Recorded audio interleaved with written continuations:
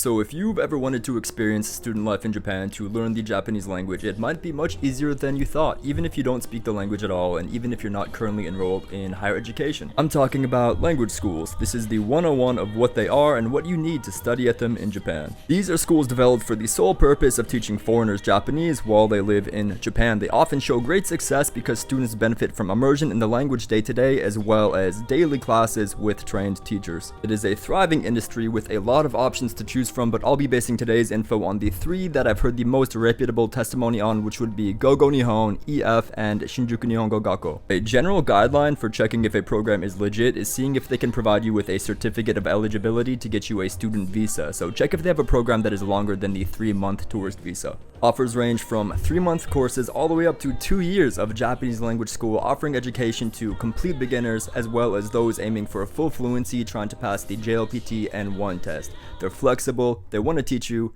and they also want your money. But how much money? For tuition, using Gogo Nihon as a reference, 6 months they want 460,000 yen, which is $3,060, and then for 2 years they want $10,244. I saw that most will assist you with finding student housing as well as with the paperwork that you need to find a part-time job in Japan. So what do you need to apply?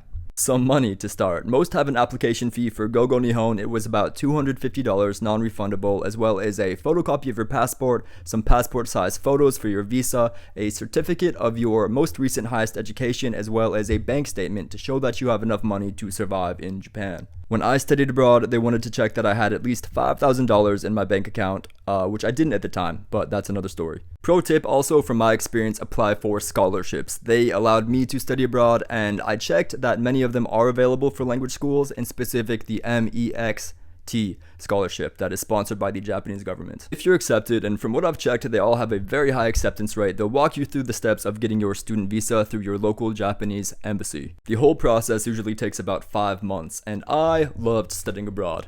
If you've seen any of my content, you can probably tell that it was a very positive, pivotal point in my young adult life, and if this video can help even one person explore that possibility, then my work here is done. Thank you for watching.